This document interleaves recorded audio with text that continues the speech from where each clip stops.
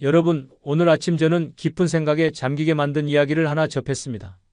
75살의 한 남성이었는데요. 활기차고 건강하며 늘 미소를 띠고 살던 분이었습니다. 그날도 평소처럼 하루를 시작했고 잠에서 깨어 일어나 두 걸음을 내딛는 순간 세상이 갑자기 까맣게 변했다고 합니다. 아무런 통증도 특별한 전조도 없이 그저 조용히 쓰러졌습니다. 그 일을 겪고 나서 모두의 머릿속에 남은 질문은 단 하나였습니다. 도대체 무슨 일이 있었던 걸까? 의료진의 말에 따르면 원인은 아주 작은 실수였다고 합니다. 너무 사소하고 자연스러워서 이른이 너무 많은 사람들이 날마다 반복하고 있는 행동이었습니다. 어쩌면 당신도 지금 이 순간 아무렇지 않게 그 행동을 하고 있을지도 모릅니다. 문제는 우리가 깨어나는 순간을 너무 당연하게 여긴다는 데 있습니다. 눈을 뜨고 숨을 한번 들이쉬며 이제 괜찮다고 생각하지만 실상은 다릅니다. 침대에서 일어나고 나서의 몇 분이 생각보다 훨씬 중요할 수 있으며 작은 실수 하나, 무심코 한 동작 하나가 큰 사고로 이어질 수 있습니다. 갑작스러운 혈압 상승이나 넘어짐, 앞서 이야기했던 남성처럼 의식을 잃는 일도 생길 수 있습니다. 오늘 저는 이른을 넘긴 분들이 아침마다 흔히 저지르는 7가지 실수에 대해 이야기해 보려 합니다. 겉보기엔 사소하지만 건강과 삶의 질에 분명한 영향을 주는 행동들입니다. 걱정하지 않아도 됩니다. 생활 방식을 바꾸거나 무리한 노력을 요하는 것은 없습니다. 내일부터 바로 시작할 수 있을 만큼 간단한 조정들입니다. 아니, 더 정확히 말하면 내일이 아니라 바로 다음번 눈을 뜨는 순간부터 바꿀 수 있습니다. 그러니 이 이야기를 끝까지 들어주시길 바랍니다. 6번째 실수는 특히 많은 사람이 대수롭지 않게 여기지만 실제로는 활력과 기분, 심지어 삶의 의욕까지 갉아먹는 힘을 가지고 있습니다. 그리고 아직 채널을 구독하지 않으셨다면 지금 해주시길 부탁드립니다. 여러분의 관심이 있어야 앞으로도 실생활에 유용하고 실천 가능한 조언을 꾸준히 전해드릴 수 있습니다.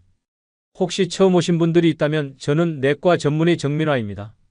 자, 그럼 이제 첫 번째 이야기부터 시작해 보겠습니다. 아주 사소해 보일 수 있지만 이 한순간이 하루 전체를 바꿉니다. 첫 번째 실수는 바로 눈을 뜨자마자 곧바로 일어나는 습관입니다. 생각해 보세요.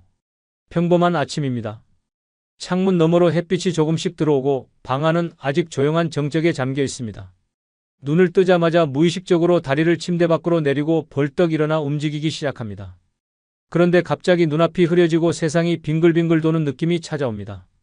많은 분들이 그냥 어지러웠을 뿐이야 라며 대수롭지 않게 넘기지만 이 현상은 의학적으로 기립성 저혈압이라고 부릅니다. 갑작스러운 자세 변화로 인해 혈압이 급격히 떨어질 때 발생하는 반응이며 특히 아침에 침대에서 급히 일어났을 때 자주 나타납니다. 이것은 병이라기보다는 우리 몸이 급작스러운 움직임에 즉각 반응하지 못하고 있다는 신호입니다.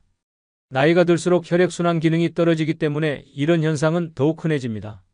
누워있는 동안에는 혈액이 몸 전체에 고르게 분포되어 있지만 일어나는 순간에는 심장이 빠르게 반응해 뇌로 혈액을 보내야 합니다. 젊을 때는 이 과정이 순식간에 이루어지지만 노년기에는 반응 속도가 조금만 늦어져도 어지럼증이나 낙상으로 이어질 수 있습니다. 그리고 한 번의 낙상은 단순한 일이 아닙니다.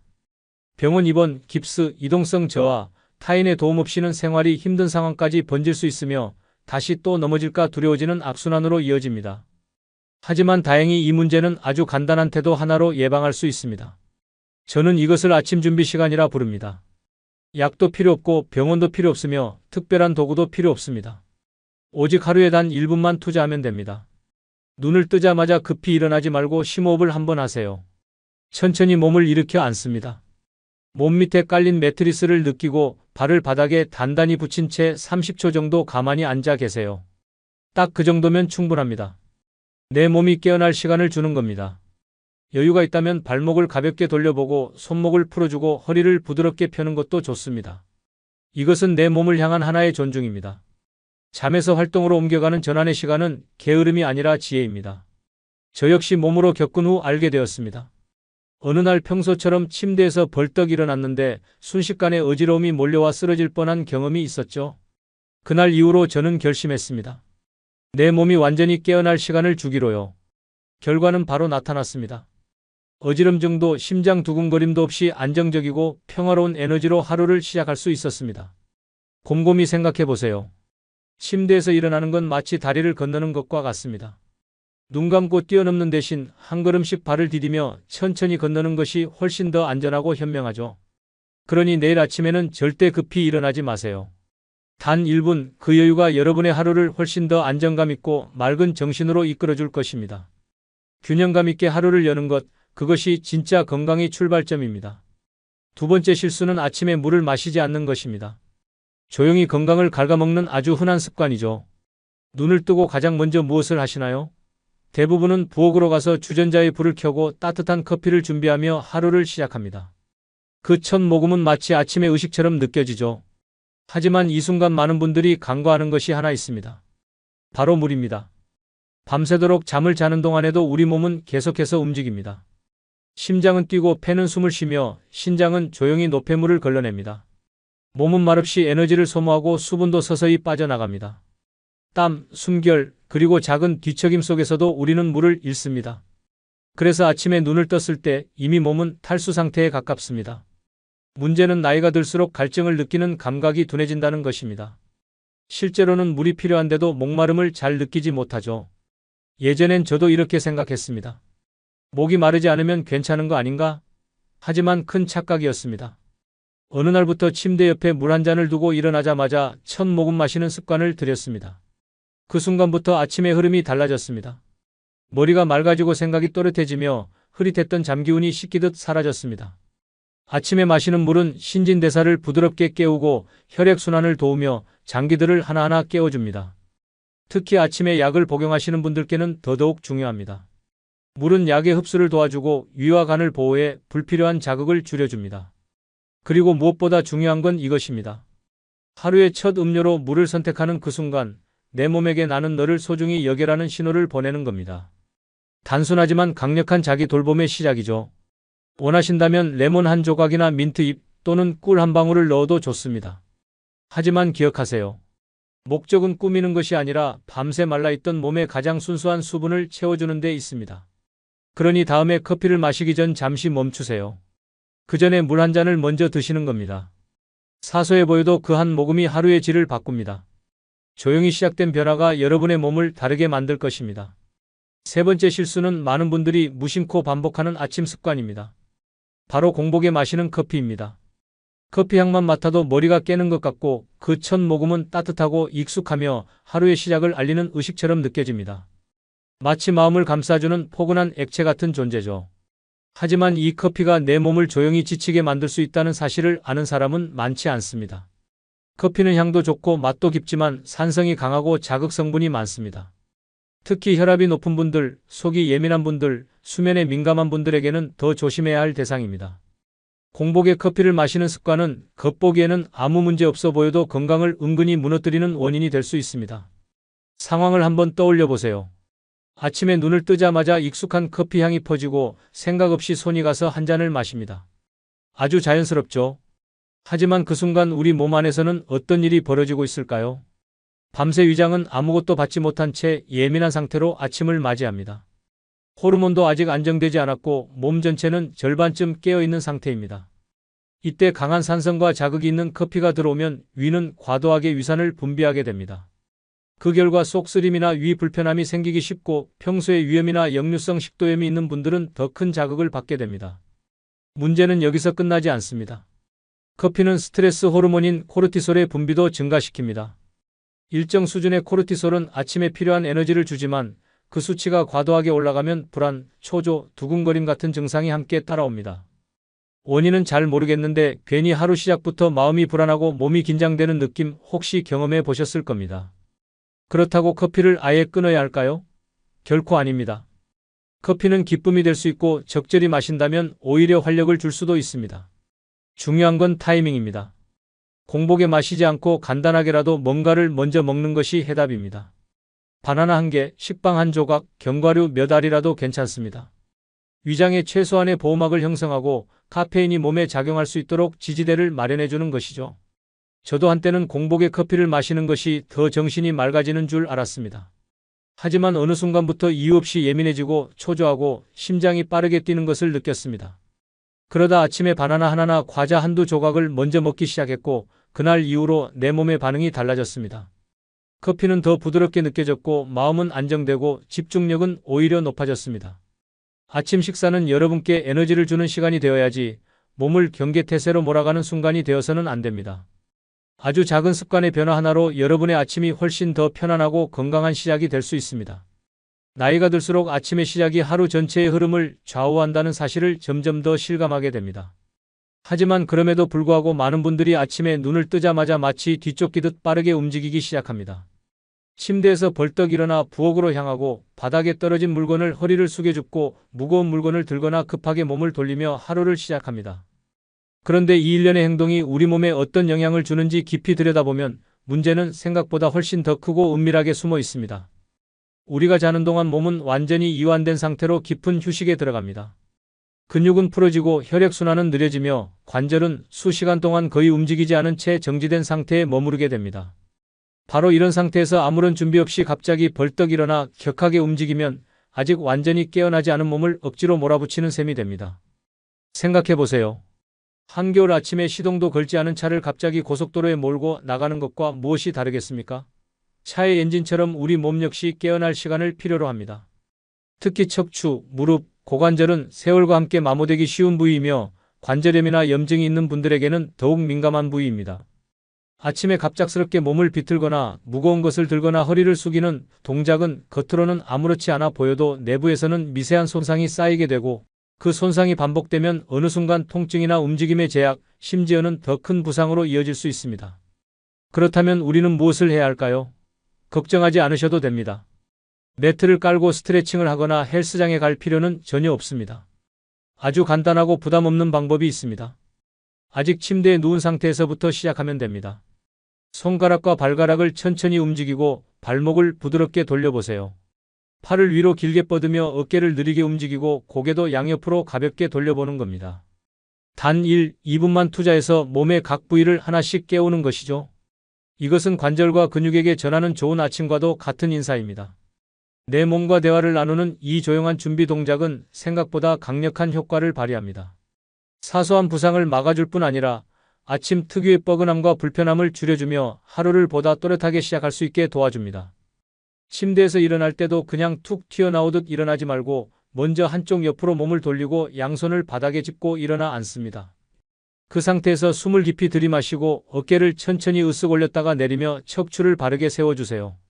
이렇게 하는 것만으로도 다리가 훨씬 더 단단하게 느껴지고 중심이 잡힌 느낌이 들 것입니다.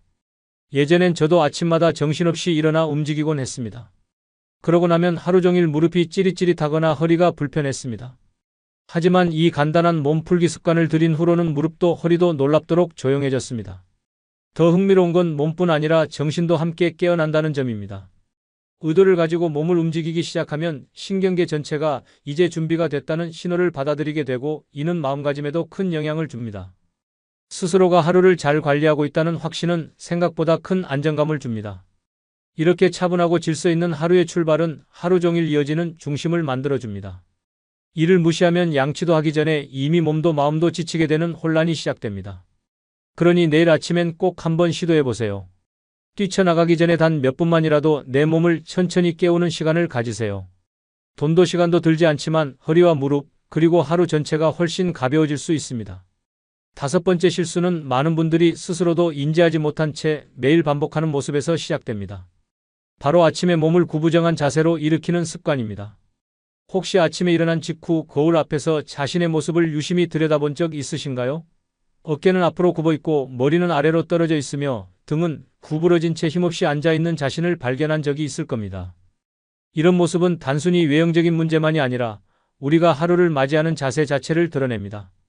이런 자세는 폐를 누르고 가슴을 압박해 숨쉬기를 방해합니다. 자연스럽게 호흡은 얕아지고 산소 공급은 줄어들며 이는 곧 피로감과 멍한 정신 상태, 심지어 이유 없는 우울감으로 이어지기도 합니다. 사람은 숨을 깊게 쉬지 못하면 생각도 좁아지고 감정도 가라앉게 됩니다. 자세와 감정 상태는 생각보다 훨씬 밀접하게 연결되어 있습니다. 이를 직접 확인해보고 싶다면 한번 실험해보세요. 어깨를 움츠리고 등을 굽힌 채 활짝 웃어보려고 하면 표정이 어색하고 감정이 따라주지 않는 것을 느낄 수 있을 겁니다. 몸이 위축되면 뇌는 이를 위험 신호로 받아들입니다.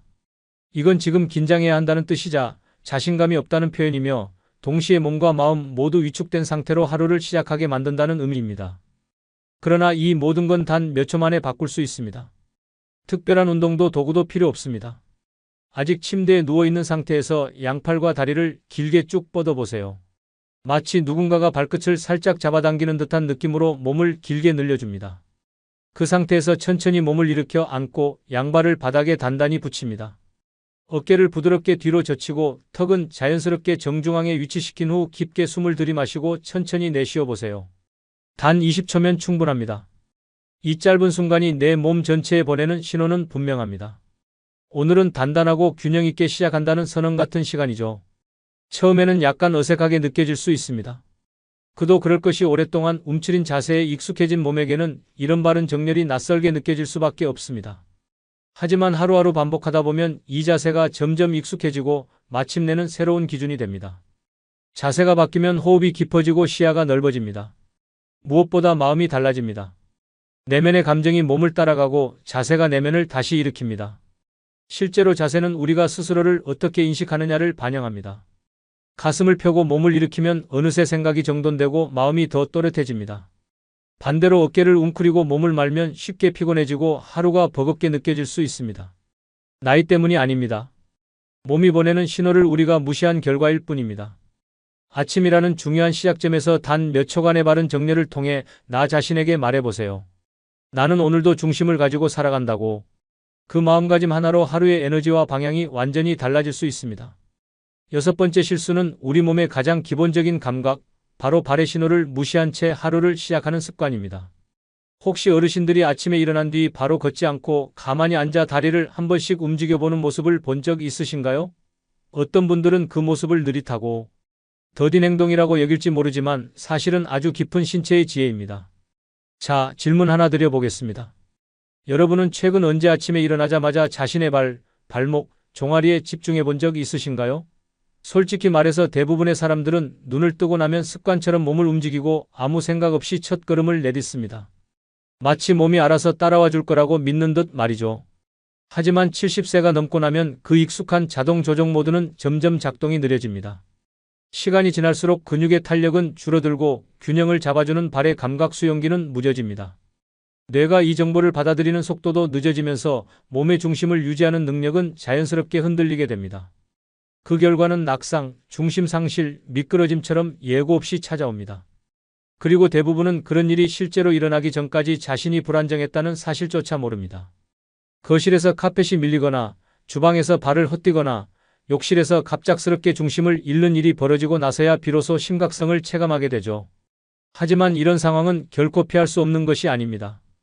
단 몇 초 잠에서 깨어나는 그 순간에 조금만 주의를 기울이면 충분히 예방할 수 있습니다. 아침에 눈을 뜬 뒤 곧바로 일어나지 말고 먼저 침대 가장자리에 앉아보세요.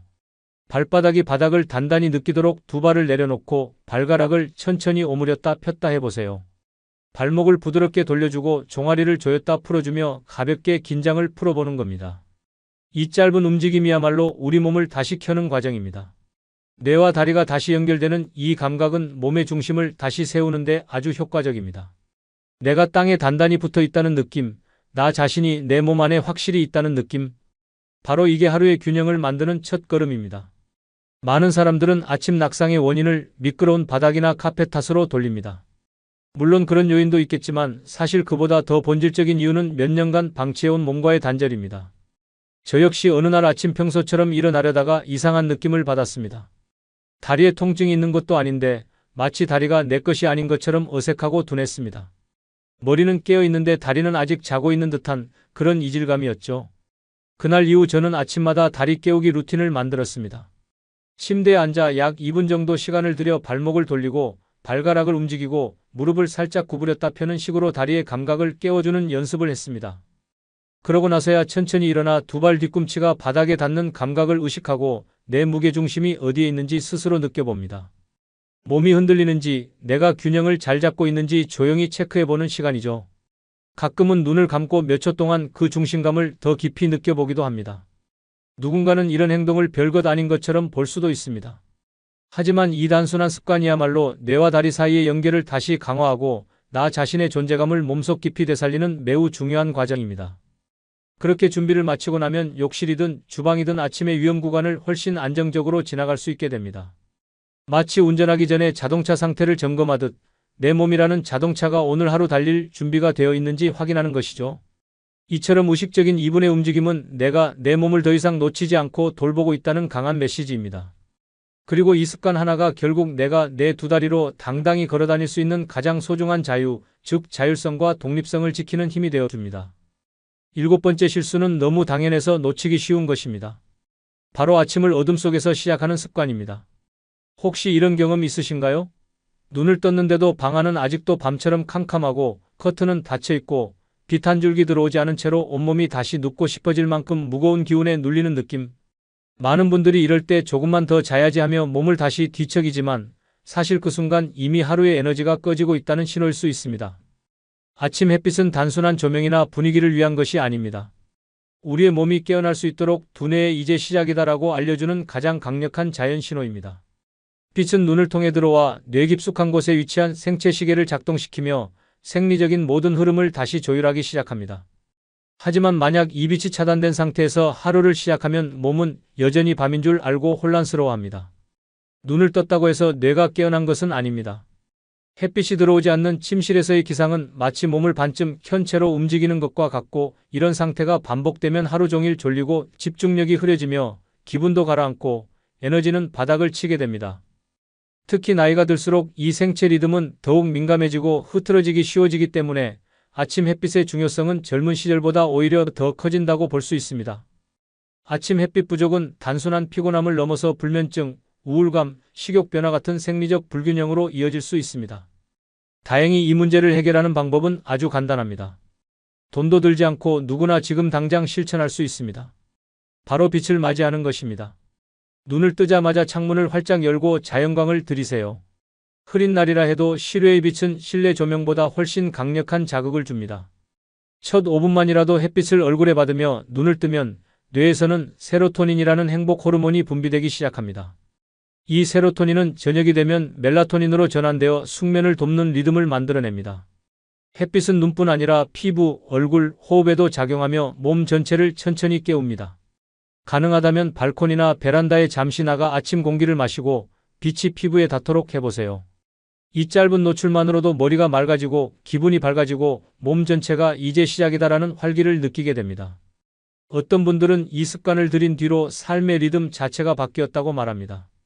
같은 하루인데 햇빛과 함께 시작하는 날은 몸도 덜 무겁고 마음도 훨씬 안정되며 하루 내내 중심이 잡히는 기분이 든다고 합니다. 방 안이 어둡고 답답한 채로 일어나는 것과 햇살 가득한 공간에서 눈을 뜨는 것의 차이는 생각보다 훨씬 큽니다. 빛은 두뇌의 음식입니다. 아침에 물 한 잔, 간단한 스트레칭, 가벼운 아침 식사만큼이나 중요한 것이 바로 이 햇빛입니다. 결국 이 모든 7가지 실수는 한 가지 진실로 이어집니다. 거창한 변화가 필요한 것이 아닙니다. 단 몇 분, 몇 초 아주 작은 태도 하나가 하루 전체의 질을 바꿀 수 있습니다. 자세히 보면 이 7가지는 모두 사소한 습관처럼 보이지만 그 하나하나가 우리의 몸과 마음, 그리고 삶의 방향을 조용히 바꾸고 있었던 겁니다. 나이 든다는 건 단순히 시간이 흐르는 게 아니라 그 흐름과 어떻게 함께 걸을 것인가에 달려 있습니다. 억지로 버티거나 도망치려는 것이 아니라 내 몸의 속도를 존중하고 그 흐름을 받아들이며 조율해가는 지혜. 그것이 진짜 건강한 노화이고 하루를 잘 여는 첫 열쇠입니다. 내일 아침 눈을 뜨는 순간이 곧 삶의 방향을 정하는 순간임을 기억하시길 바랍니다. 감사합니다. 오늘은 이른을 넘긴 여러분께 꼭 전하고 싶은 소중한 이야기가 있습니다. 아직은 건강하니 괜찮다고 생각하는 사이 본인도 모르게 위험한 선택을 하고 계신 경우가 많습니다. 이는 제가 지금까지 수많은 어르신들과 만나며 반복해서 목격해온 안타까운 현실입니다. 이른이 넘으면 인생은 지켜야 할 시기로 접어듭니다. 하지만 지켜야 하는 것은 건강이나 돈만이 아닙니다. 앞으로의 10년, 20년이 얼마나 편안할지는 행동 하나, 사람 하나의 선택에 따라 크게 달라질 수 있습니다. 사실 이른 이후에는 피해야 할 것이 3가지로 나뉩니다. 바로 쓰지 말아야 할 돈, 가지 말아야 할 장소, 가까이 하지 말아야 할 관계입니다. 왜 이 3가지를 조심해야 할까요? 이들은 어느새 모르게 당신의 돈과 마음을 서서히 갉아먹기 때문입니다. 예를 들어 한 남성의 경우입니다. 73, 퇴직금을 받고 노후가 든든하다고 안심했지만 지인의 투자 제안을 받고 시작한 사업이 반년도 안 되어 부도가 나며 수천만 원이 날아갔습니다. 본인은 믿기지 않는다는 말을 되풀이했습니다. 또 다른 여성은 오랜 친구의 권유로 야간 모임에 참석했다가 귀가 중 넘어져 골절을 입었고 그 이후 외출이 줄고 체력과 의욕이 함께 떨어졌습니다. 이런 일은 특별한 사람에게만 일어나는 것이 아닙니다. 누구에게나 작은 계기로 충분히 벌어질 수 있는 일입니다. 그래서 오늘은 일은 이후 반드시 피해야 할 돈, 장소, 인간관계를 각각 3가지씩 알기 쉽게 정리해 드리겠습니다. 단순히 경각심을 주는 데서 끝내지 않고 그 대신 무엇을 선택해야 안전하고 만족스러운 삶을 이어갈 수 있을지에 대한 실질적인 방향도 함께 전해드리겠습니다. 첫 번째 주제인 돈에 대해 이야기해 보겠습니다. 70살을 넘기고 나면 돈은 더 이상 모험이나 공격적인 수단이 되어서는 안 됩니다. 지금부터는 생존을 위한 방어의 자산으로 관리되어야 할 시기입니다. 그런데 안타깝게도 은퇴 이후 오히려 더 많은 고위험 투자 제안들이 시니어들을 노리고 있다는 사실을 아시나요?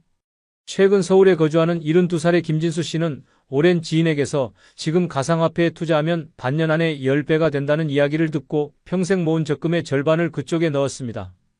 결과는 참담했습니다. 불과 몇 달 만에 자산은 10분의 1로 줄었고 가격은 회복되지 않았습니다. 노년기 한번 무너진 자산은 노동으로 다시 채우기 어렵습니다. 더 무서운 건 이런 유혹이 낯선 사기꾼이 아닌 믿을 수 있는 사람의 얼굴을 한 누군가에게서 온다는 점입니다. 실제로 피해자 중에는 30년 넘게 알고 지낸 친구에게 속았다는 사례도 적지 않습니다. 원금 보장이라는 말은 금융감독원에서도 위험 신호로 경고하고 있습니다. 잘 모르는 상품이라면 단 1원도 넣지 않는 것이 최선입니다. 투자는 반드시 본인이 정확히 이해할 수 있는 수준에서만 이루어져야 합니다. 또 한 가지 조심해야 할 것은 무리한 분할 구매입니다. 나이가 들면 젊었을 때와 같은 조건으로 대출이나 할부를 이용하기 어려워집니다. 그럼에도 불구하고 월 납입금은 얼마 안 되니까 괜찮겠지라는 생각에 고가의 상품을 계약하는 경우가 많습니다. 하지만 현실은 다릅니다. 계약 당시엔 생각하지 못했던 질병이나 사고로 인해 사용조차 못하고 결국 80이 넘어서도 대출 상환이 남는 경우가 생깁니다. 경기도 용인에 사는 박영자 씨는 뼈 건강에 좋다며 200만 원 상당의 건강기계를 할부로 구매했습니다. 그러나 사용한 지 얼마 지나지 않아 허리를 다쳐 제품을 더 이상 쓸 수 없게 되었고 제품은 사라졌지만 남은 건 매달 빠져나가는 할부금뿐이었습니다. 반드시 기억해야 할 원칙은 이것입니다. 한 번에 결제할 수 없는 물건은 애초에 사지 않는 것이 낫습니다. 견적은 혼자 판단하지 말고 가족이나 제3자에게도 꼭 보여줘야 하며 절대 그 자리에서 계약을 결정하지 말고 반드시 하루 정도 시간을 두고 다시 생각해보는 습관을 들이세요. 마지막으로 가장 거절하기 어려운 금전적 위험은 가까운 사람들로부터 다가옵니다. 딱 한 번만 도와줘. 같이 하면 괜찮을 거야. 이런 말은 수십 년간 쌓아온 인간관계를 한순간에 무너뜨릴 수 있습니다. 실제로 인천에 사는 이성우 씨는 아들의 친구에게서 창업 자금이 조금 부족하니 일부만 빌려달라는 부탁을 받았고 사람을 믿는 마음에 200만 원을 건넸습니다. 그러나 사업은 금세 무너졌고 그 이후로 연락도 끊겼습니다. 사람들은 빌려준 돈은 안 돌아온다고 생각하라고 말하지만 노후에 한정된 자산에 대해 그런 관대한 자세를 유지하기는 쉽지 않습니다. 그러니 아예 처음부터 선을 그어야 합니다. 친밀한 관계일수록 돈 얘기가 나오면 조심해야 하고 설명이 불분명한 제안은 전부 거절해야 합니다. 가족이나 친척이라 해도 필요한 돈은 각자 준비하는 것이 기본이라는 마음가짐이 중요합니다. 정리하자면 70살 이후에 돈 관리는 늘리는 것보다 잃지 않는 것이 훨씬 더 중요합니다. 수익을 쫓는 투자가 아니라 안정과 평온을 지키는 관리로 방향을 바꿔야 할 시기입니다. 눈에 보이는 화려함보다 매일의 생활이 안정되는 것이 진정한 부임을 기억하세요. 70살을 넘기면 예전처럼 계단을 오르내리는 일이 점점 부담스러워집니다. 특히 허벅지 근력이나 발목의 유연성, 균형 감각은 자신이 느끼는 것보다 훨씬 빠르게 떨어지기 때문에 단 몇 개의 계단조차 큰 사고로 이어질 수 있습니다. 나는 아직 튼튼하니까 괜찮아 던 분들도 실제로는 낮은 단차나 돌계단에서 중심을 잃고 넘어지는 일이 적지 않습니다. 특히 경상북도 경주에 있는 오래된 고택, 전통 사찰이나 온천 숙소처럼 바닥이 울퉁불퉁하거나 경사가 많은 관광지는 고령자에게 큰 위험이 도사리고 있습니다. 서울 마포구에 사는 76살의 김순자 할머니는 친구들과 함께 유명한 사찰을 찾았다가 돌계단을 오르던 중 발이 걸려 넘어지며 발목뼈가 부러졌습니다. 그 충격으로 한 달 넘게 입원 치료를 받았고 회복 후에도 체력이 급격히 줄어들어 외출 자체를 꺼리게 되었다고 털어놓습니다. 누구에게나 일어날 수 있는 이 작은 사고는 단 한 번의 외출이 삶 전체의 리듬을 무너뜨리는 계기가 될 수 있다는 점을 보여줍니다. 따라서 이제는 목적지의 분위기보다는 안전설비를 먼저 확인해야 합니다. 엘리베이터가 있는 장소인지, 실내 동선이 평평한지, 중간중간 쉴 수 있는 공간이 마련되어 있는지를 꼼꼼히 살피고 여행 일정을 짤 때도 휴식 시간을 충분히 넣는 것이 무엇보다 중요합니다. 또 하나 주의해야 할 장소는 사람들이 밀집하는 공간입니다. 특히 겨울철 실내 행사장이나 여름철 야외 축제처럼 환기가 어려운 장소에서 열리는 대규모 모임은 감염병과 열사병의 위험을 동시에 안고 있습니다. 70살이 넘으면 면역 기능과 체온 조절 능력이 점차 약해져 젊은 사람들보다 훨씬 쉽게 병에 걸리고 회복도 더딜 수밖에 없습니다. 실제로 대구에 사는 75살 이재문 씨는 연말 모임에 참석한 뒤 고열에 시달리다 병원에 입원했고 결국 새해를 병실에서 맞게 되었습니다. 단순한 감기인 줄 알았던 증상은 인플루엔자 감염으로 이어졌고 체력 회복까지 2달 이상이 걸렸습니다. 이런 상황을 막기 위해서는 평일이나 비수기를 택해 한적한 시간에 외출하고 마스크 착용과 손 소독을 철저히 하는 것이 기본입니다. 기온과 습도에 맞는 복장, 충분한 수분 섭취도 필수입니다. 특히 여름철에는 아침이나 해지기 전 서늘한 시간대를 활용하는 것이 좋습니다. 그리고 마지막으로 절대 간과해서는 안 되는 장소가 바로 야간의 위험 지역입니다. 노년이 되면 시력이 저하되고 어둠에 적응하는 능력도 떨어지기 때문에 가로등이 적은 골목이나 차도와 인도가 명확히 구분되지 않은 길은 단순히 불편함을 넘어 사고의 직접적인 원인이 될 수 있습니다. 밤에는 시야 확보가 어려운 만큼 자동차의 불빛이나 자전거와의 충돌 위험도 훨씬 커집니다. 부산 사구에 거주하는 73 박미선 할머니는 어느 날 저녁 8시경 집 근처 지하철역에서 나와 골목길을 걷다가 무단으로 달리던 자전거와 부딪혔습니다. 다행히 큰 부상은 아니었지만 그 일 이후부터는 저녁 외출 자체를 피하게 되었고 이로 인해 친구들과의 모임에도 점점 소극적이 되었다고 말합니다. 가능하다면 낮 시간 안에 모든 외출을 마치고 밤길을 꼭 이용해야 할 경우엔 밝은 대로변을 선택하고 사람 통행이 많은 길을 이용하는 것이 안전합니다. 택시나 지역 복지센터에서 운영하는 이동 서비스도 적극적으로 활용하는 것이 좋습니다. 결론적으로 말하자면 여기는 익숙하니까 괜찮아라는 말이야말로 가장 위험한 생각입니다. 여행지나 외출 장소를 선택할 때 단 10분만 더 신경 쓰면 낙상 사고나 감염병, 교통사고의 위험을 큰 폭으로 줄일 수 있습니다. 걷는 길 하나, 시간대 하나, 장소 하나가 당신의 몸을 지켜주고 노년의 평온한 일상을 이어주는 결정적인 열쇠가 될 수 있습니다. 지금부터라도 나에게 맞는 공간, 내 속도에 맞는 일정을 찾는 습관을 들이세요. 그것이야말로 건강하게 오래 걷고 오래 만나는 인생을 만드는 첫걸음입니다. 나이가 들면 사람들의 눈에 경제적으로 안정되어 있을 것 같다는 인식이 은근히 자리 잡습니다. 은퇴 후 모아놓은 돈이나 연금이 있다는 이유로 겉으로는 친절하지만 속으로는 그 돈을 노리고 다가오는 사람들이 분명히 존재합니다. 이들은 처음에는 늘 정중하고 따뜻하게 말을 건넵니다. 이야기를 잘 들어주고 필요한 걸 챙겨주는 듯 행동하면서 신뢰를 쌓아갑니다. 하지만 시간이 흐르면 슬슬 본색을 드러냅니다. 사실 요즘 좀 어렵다. 조금만 도와줄 수 없을까? 당신이라면 믿을 수 있어서 그러는 거야 라는 말로 어느새 부탁이 일상처럼 반복됩니다. 부산 동래구에서 혼자 사는 74 이기호 씨는 취미 모임에서 만난 지인에게서 작은 사업을 시작하는데 투자가 필요하다는 요청을 여러 차례 받았습니다. 처음에는 정중히 거절했지만 몇 번이나 반복되는 부탁에 결국 마음이 약해져 200만 원을 건넸습니다. 그러나 사업은 몇 달도 못 가 문을 닫았고 그 사람과는 이후 연락조차 닿지 않게 되었습니다. 이기호 씨는 당시를 떠올리며 도와준다고 생각했지만 결국은 내 마음과 돈만 상처 입었다고 회상합니다. 이럴 때 꼭 기억해야 할 건 돈 이야기가 나오는 순간 관계의 본질이 달라진다는 사실입니다. 도와주는 것은 온정일 수 있지만 빌려주는 것은 철저히 계약의 영역입니다. 가까운 사람일수록 돈과 보증 이야기가 나올 경우 반드시 그 관계를 다시 바라보고 거리를 둘 필요가 있습니다. 혹시라도 판단이 어렵다면 믿을 수 있는 제3자에게 먼저 상담을 받고 결정하는 것이 좋습니다. 또 한 가지 조심해야 할 인간관계는 항상 불평과 불만을 쏟아내는 사람입니다. 누군가의 말을 들어준다는 건 분명 소중한 일이지만 매번 같은 이야기를 반복하며 부정적인 감정을 쏟아내는 대화를 지속적으로 듣게 되면 듣는 사람의 마음까지 서서히 지쳐갑니다. 심리학 연구에서도 부정적인 이야기를 반복해서 들으면 청자의 스트레스 호르몬 수치가 높아진다는 결과가 나와 있습니다.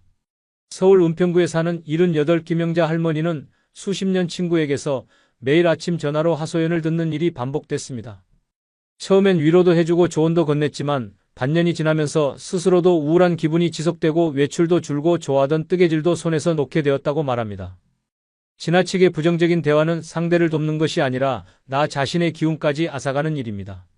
이럴 땐 통화 빈도를 줄이고 대화 주제를 바꾸거나 일정 시간 후 자연스럽게 전화를 끊는 용기도 필요합니다. 그리고 무엇보다 중요한 건 함께 있으면 기분이 나아지고 웃음이 생기는 사람과 보내는 시간을 더 늘리는 일입니다. 마지막으로 조심해야 할 인간관계는 자신의 건강 상태를 무시하고 무리한 활동을 권하는 사람입니다. 70살을 넘기면 체력과 컨디션은 사람마다 큰 차이를 보입니다. 어떤 날은 건강하지만 어떤 날은 사소한 외출조차 버거울 수 있습니다. 하지만 이를 전혀 고려하지 않고 예전처럼 함께 등산을 가자거나 장시간 외출을 계획하는 사람은 경계할 필요가 있습니다. 대전 유성구에 사는 75 윤성준 씨는 오랜 친구에게서 예전처럼 북한산에 한번 올라가자는 권유를 받았습니다. 한참 거절했지만 한 번만 다녀오자는 말에 결국 따라 나섰고 결국 하산 중에 다리를 다쳐 구조 요청을 해야 했습니다. 그날 이후 윤 씨는 조금만 더 솔직하게 내 상태를 말했더라면, 무리하지 않고 내 걸음대로 살았더라면 어땠을까 하고 깊은 후회를 남겼다고 말합니다. 이처럼 상대가 아무리 소중한 사람일지라도 내 건강과 일상을 무시한 요구에 응해서는 안 됩니다. 내 체력과 컨디션에 맞는 코스를 먼저 정하고 필요하면 중간에 쉬거나 하산하는 계획을 세워두세요. 함께 가자는 제안이 있더라도 내 속도를 존중받을 수 있는 방법을 미리 이야기하면 좋습니다. 그리고 무엇보다 나의 속도를 배려해주는 사람과의 관계를 더 소중히 여겨야 합니다. 인간관계는 나이가 들수록 삶의 에너지원이 됩니다. 그러나 때로는 마음을 다치게 하고 건강까지 위협할 수도 있습니다. 이제는 무조건 오래된 인연이라는 이유만으로 관계를 유지하기보다는 나에게 진짜 도움이 되는 사람, 함께 있을 때 내가 웃게 되는 사람과 시간을 나누는 것이 더 중요해졌습니다. 지금부터라도 관계의 양보다 질을 바라보는 눈을 가져야 합니다. 그리고 필요하다면 조용히, 그러나 분명하게 거리두기를 선택할 용기를 가지셔야 합니다. 사람과의 관계는 나이가 들수록 마음에 영향이 됩니다. 하지만 그만큼 상처가 되기도 하고 삶의 균형을 흔드는 존재가 되기도 합니다. 그래서 우리는 지금 누구와 어떤 시간을 보내는지를 더 깊이 고민해야 합니다. 이제는 많은 사람과 함께하는 것보다 나에게 진심으로 따뜻한 사람, 내 마음을 편하게 해주는 사람을 고르는 눈이 필요합니다. 남은 인생을 평온하게 살아가기 위해서는 때로는 관계의 거리를 두는 용기도 반드시 필요합니다. 오늘 영상에서는 70살 이후 반드시 조심해야 할 3가지 영역, 즉 돈, 장소, 그리고 인간관계에 대해 이야기 나눴습니다. 돈에 있어서는 원금 보장을 내세우는 고위험 투자, 부담스러운 대출과 분할 결제, 지인으로 포장된 불투명한 금전 요청을 경계해야 합니다. 장소에 있어서는 단차와 계단이 많은 전통 관광지, 감염병이나 열사병 위험이 큰 혼잡한 장소, 야간의 어두운 골목처럼 신체적 위협이 숨어있는 공간을 피해야 합니다. 그리고 인간관계에 있어서는 돈을 빌미로 접근하는 사람, 늘 불만과 짜증을 쏟아내는 사람, 나의 건강을 고려하지 않고 무리한 활동을 권하는 사람과는 거리를 두는 것이 필요합니다. 이 모든 것들은 겉으로 보기엔 그저 평범한 일상 속 장면처럼 보일지 모르지만 그 속에는 당신의 삶을 위협할 수 있는 위험이 숨어 있습니다. 그렇기 때문에 더더욱 의식적으로 피하고 조심스럽게 선택해야 합니다. 70살을 넘기면 무엇을 더 할 수 있느냐보다 무엇을 하지 않느냐가 인생의 질을 결정합니다. 지켜야 할 것은 당신의 자산만이 아닙니다. 몸과 마음, 그리고 일상의 평온함이야말로 지금 가장 소중하게 지켜야 할 것입니다. 그리고 꼭 기억하세요. 무언가를 피하는 선택은 결코 외로운 일이 아닙니다. 그 대신 나에게 안전하고 마음이 편안해지는 쪽을 선택한다면 당신의 하루는 더욱 따뜻하고 여유로워질 수 있습니다. 지금 이 영상을 보며 나도 혹시 이런 실수를 하고 있었던 건 아닐까 하고 느끼셨다면 오늘이 바로 다시 점검하고 바꾸는 출발점이 되어도 좋습니다. 혹시 오늘 이야기 중에서 본인의 경험과 비슷한 일이 있었던 분들, 또는 이건 꼭 내 친구에게도 알려줘야겠다고 느끼신 분들이 있다면 여러분의 이야기를 댓글로 나눠주세요. 여러분의 경험이 또 다른 누군가의 소중한 인생과 재산을 지키는 큰 도움이 될 수 있습니다. 앞으로도 이 채널에서는 여러분의 건강과 안전, 그리고 마음의 평온을 지킬 수 있는 실질적인 정보를 진심을 담아 전해드릴 예정입니다. 오늘 영상이 마음에 와닿았다면 채널 구독과 좋아요로 따뜻한 응원을 보내주세요. 그 힘이 저희에게도 큰 격려가 됩니다. 그럼 다음 영상에서 다시 인사드리겠습니다. 오늘 하루도 스스로를 지켜내느라 애써주신 여러분께 깊이 감사드리며 안전하고 평온한 하루 보내시길 바랍니다. 여러분 혹시 이런 생각 해보신 적 있으신가요? 평생을 일했는데 왜 지금 내 통장에는 남은 게 이렇게 없을까? 새벽같이 출근해서 허리 굽을 때까지 일했습니다. 자식들 뒷바라지하고 부모님 봉양하면서 살아왔습니다. 누구보다 열심히 살았고 성실하게 저축도 했다고 생각했는데 말이죠. 그런데 이상합니다. 정작 은퇴하고 나니 내 이름으로 된 돈이 많지 않습니다. 심지어 통장 잔액이 거의 바닥이라는 말씀을 하시는 분들도 계십니다. 오늘 이 시간 그 이유를 하나씩 짚어보려고 합니다. 지금부터 들려드리는 이야기는 비난도 자책도 아닙니다. 그저 우리가 걸어온 길과 그 속의 구조를 찬찬히 돌아보면서 지금이라도 달라질 수 있는 부분이 있는지 함께 살펴보자는 마음입니다. 자, 그럼 시작해 볼까요? 70대 김순자 어르신의 이야기부터 들어보겠습니다. 이분은 35년간 청소 일을 하셨습니다. 손에 물집이 잡히고 허리가 휘어질 정도로 일하셨죠. 한 달에 90만 원, 많을 때는 120만 원도 모으셨답니다. 그런데 그 돈을 어떻게 쓰셨을까요? 다 자식들한테 갔습니다. 대학 보내고 결혼시키고 집 사줄 때 못했다고 하십니다. 그때만 해도 부모 노릇 제대로 하려면 그게 당연하다고 생각하셨대요. 그렇게 평생을 자식 위해 살아오신 김 어르신의 통장 잔액은 지금 얼마나 될까요? 15만 원 남짓입니다. 그마저도 이번 달 병원비로 나갈 예정이라고 하시네요. 이건 단지 김 어르신만의 이야기가 아닙니다. 60에서 70대 부모님들, 특히 지금의 어르신 세대는 내가 벌면 내 부모, 내 자식에게 쓰는 게 당연한 문화 속에서 살아왔습니다. 스스로를 위한 소비나 노후 준비는 늘 뒷전이었습니다. 그 결과 나는 빼고 다 챙긴 인생의 결말이 지금의 빈 통장으로 돌아온 겁니다. 첫 번째 이유, 내 돈은 결국 자식 돈이었습니다. 생각해 보세요. 여러분이 번 돈 중에 정말 나를 위해 쓴 돈이 얼마나 됩니까? 자식 학원비, 결혼 자금, 집 장만 도와주기, 손주 용돈까지 다 챙겨주느라 정작 내 노후는 생각할 겨를이 없었습니다. 물론 자식을 사랑하는 마음은 누구나 같습니다. 하지만 그 사랑이 내 노후의 안정까지 희생해야 하는 건 아닙니다. 두 번째 이유로 넘어가 보겠습니다. 돈을 모으는 법은 배웠지만 불리는 법은 배우지 못했습니다. 60에서 70대가 젊었을 때는 어땠습니까? 은행에 돈을 맡기기만 해도 이자가 푸짐하게 붙던 시절이었습니다. 정기예금 이자율 10%라는 말이 거짓이 아니었죠. 그래서 많은 분들이 저축만 하면 된다고 믿으셨습니다. 열심히 일해서 번 돈을 은행에 맡겨두기만 하면 이자가 불어나서 노후가 보장될 거라고 생각하셨던 거죠. 하지만 시대가 바뀌었습니다. 이제는 저축만으로는 노후가 유지되지 않는 시대입니다. 물가는 계속 오르는데 이자율은 형편없이 낮아졌으니까요. 그렇다고 투자를 해보신 건 아니죠. 주식은 도박처럼 느껴졌고 부동산은 너무 큰 금액이었으며 금융상품은 이해가 안 됐습니다.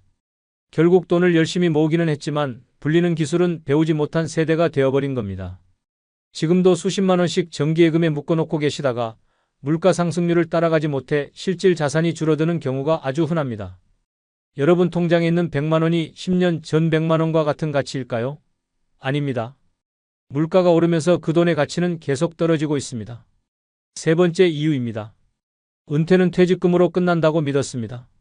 많은 분들이 이렇게 생각하셨습니다. 3월 30일 퇴직이고 그 다음 달부터는 쉬면서 지내면 되겠지. 이 생각이 은퇴 준비의 전부였던 분들이 많으십니다. 하지만 현실은 달랐습니다. 은퇴는 그냥 회사에서 나오는 일이 아니라 앞으로 30년 가까이 살아갈 새로운 삶의 시작이었는데 말이죠. 그 삶을 어떻게 꾸려야 할지 아무도 알려주지 않았습니다. 자녀 교육비와 집 대출금 갚기 바빠서 내 노후는 그때 가서 생각하자며 미뤄뒀던 결과입니다. 막상 은퇴하고 나니 내 삶을 위한 월급이 사라졌습니다.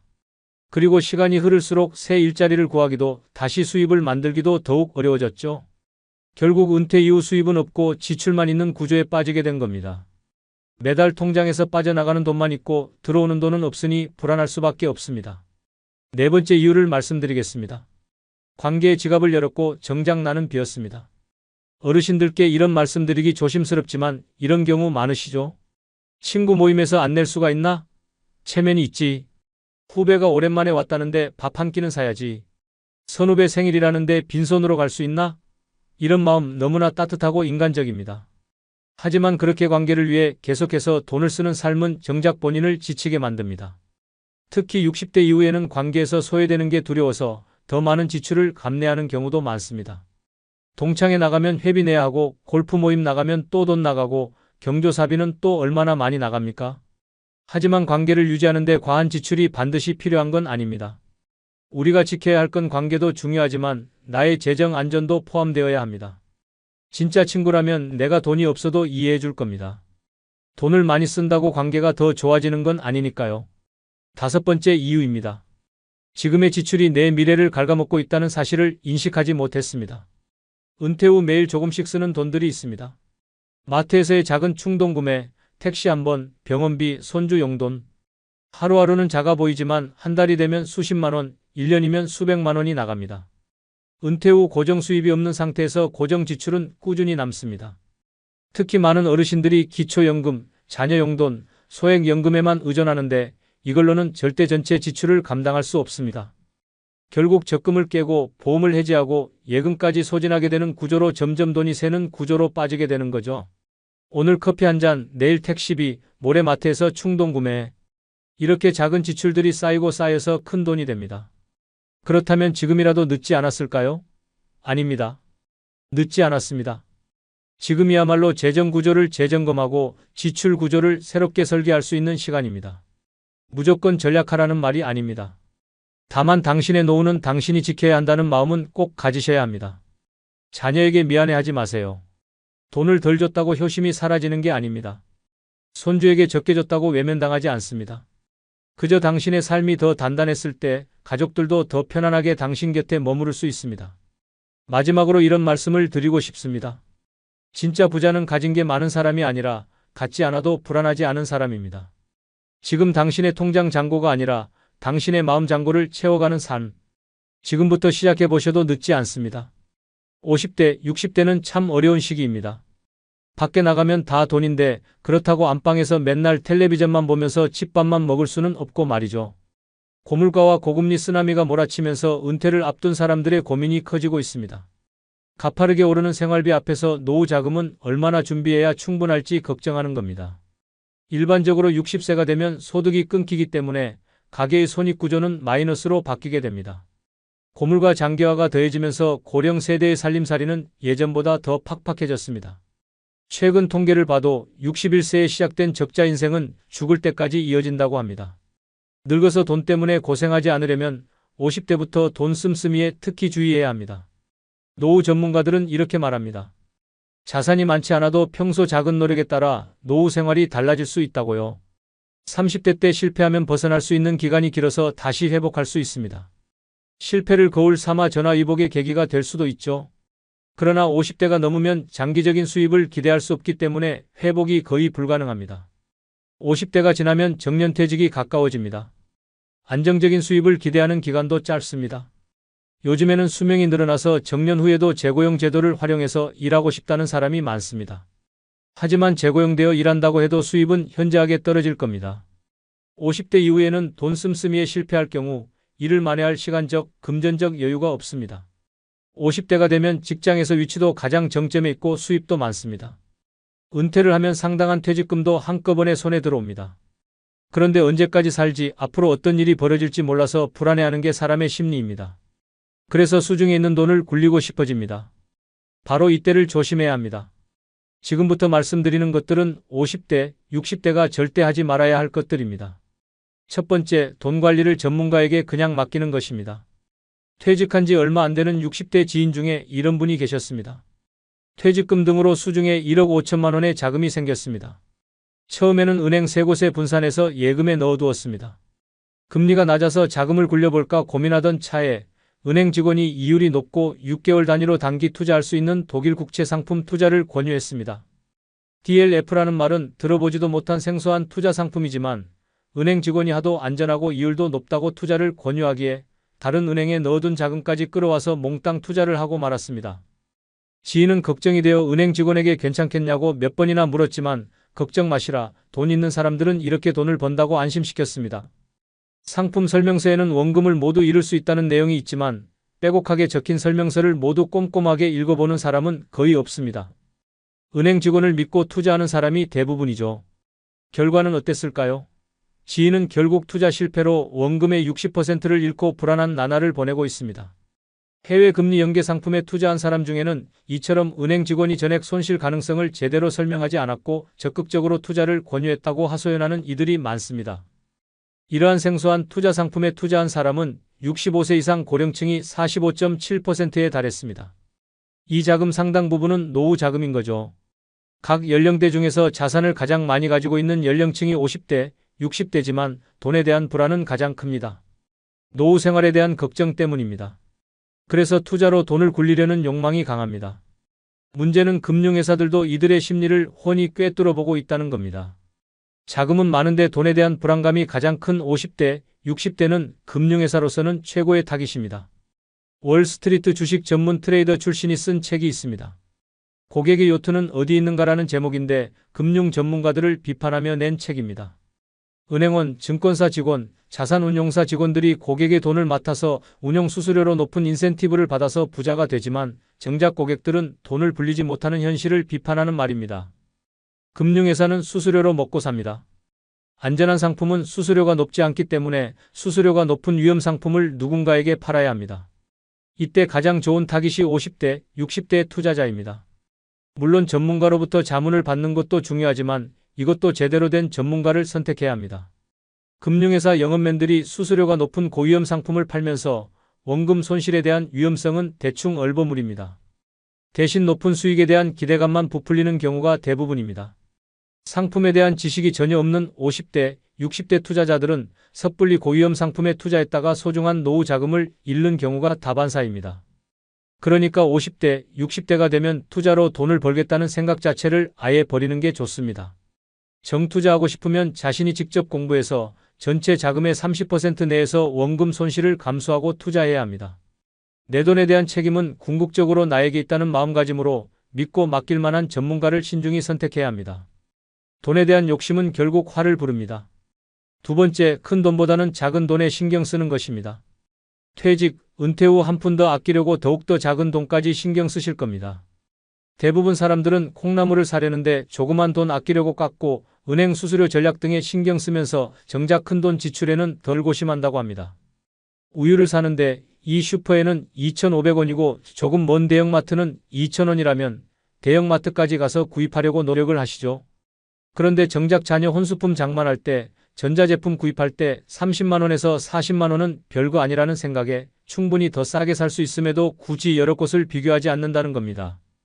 똑같은 제품을 비교도 없이 그냥 백화점이 낫겠지 하고 구입들 하십니다. 또 예를 들어 부동산 매매 시 집을 사고 파는 시기와 거래 대상에 따라 수천만 원 더 절약할 수도 있습니다. 중개 수수료 문제도 그렇죠. 수수료 전략 방법들도 있는데 그럼에도 보통 사람들은 이를 고려하지 않는다는 겁니다. 큰 액수 단위 거래가 익숙지 않고 정보 수집을 번거롭다고 생각하기 때문입니다. 한 번에 나가는 큰 돈을 아끼지 못한다면 그간 작은 돈을 여러 번 아꼈던 노력이 모두 물거품이 됩니다.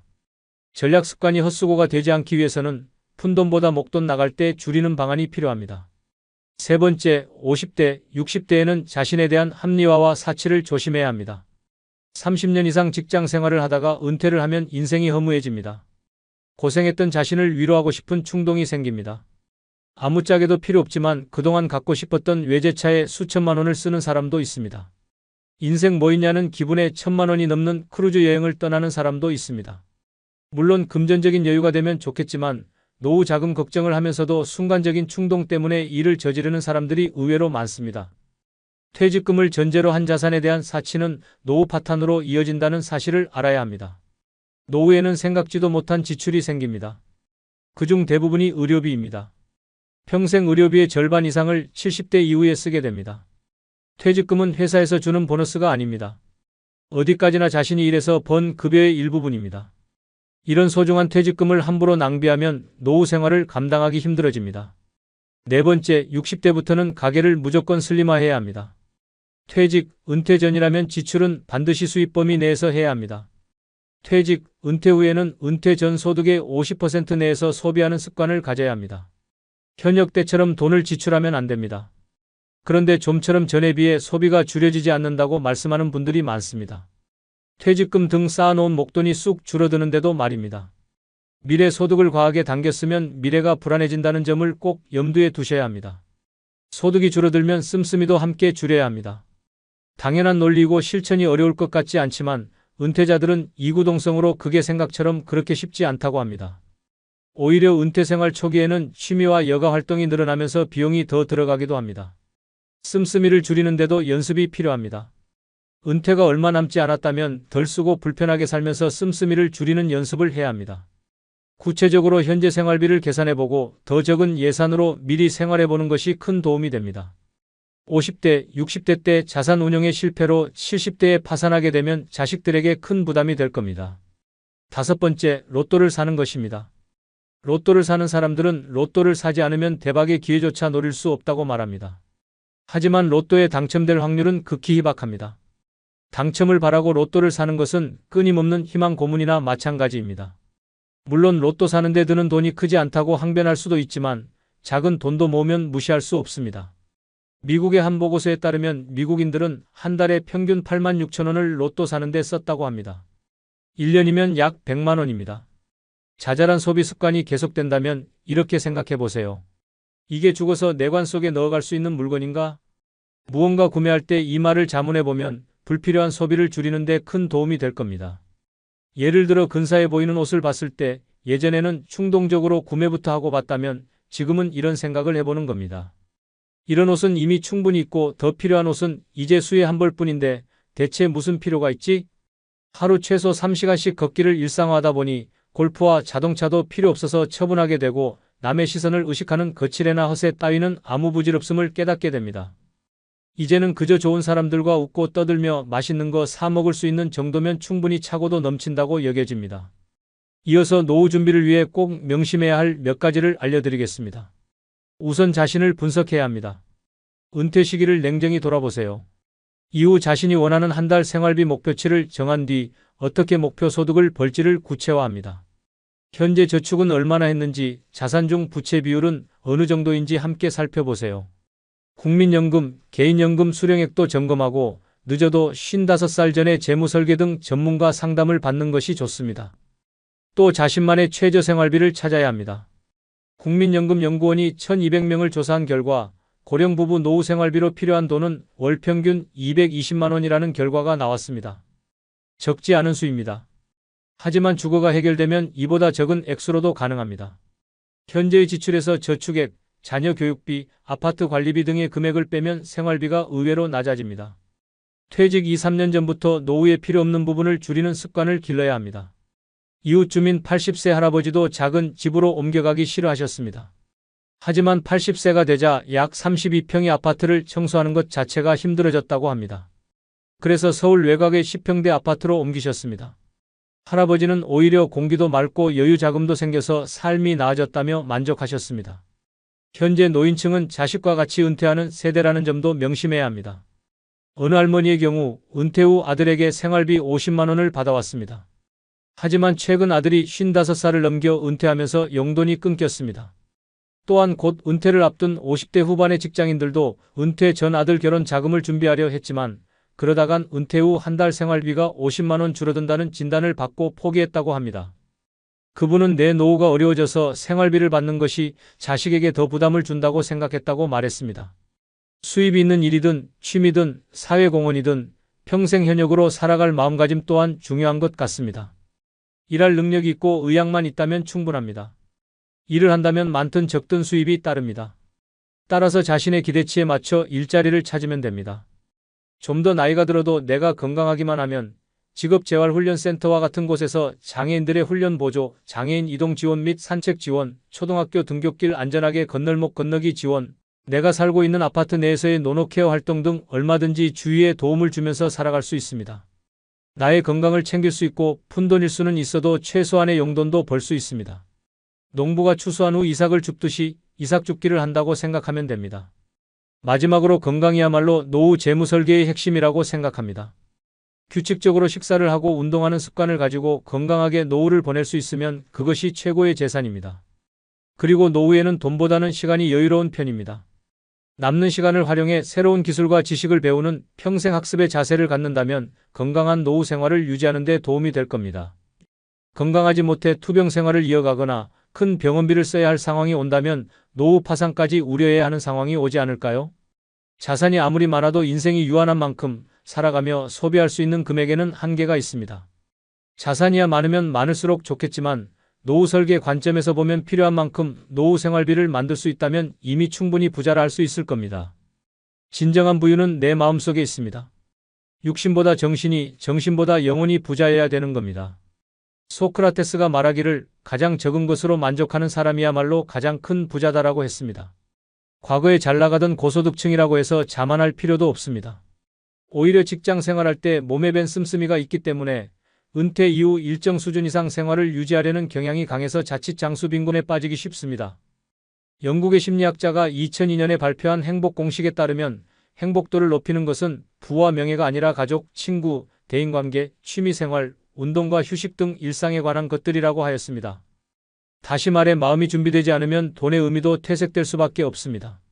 노후 자금 모으기에 급급하다가 어느 날 덜컥 자신의 존재 가치가 사라져버리는 그 상실감은 겪어본 사람만이 알 수 있습니다. 노후 자금 준비도 중요하지만 그보다 먼저 시작해야 할 것은 바로 마음의 준비입니다. 예전에 이어령 박사가 회고했던 내용이 기억납니다.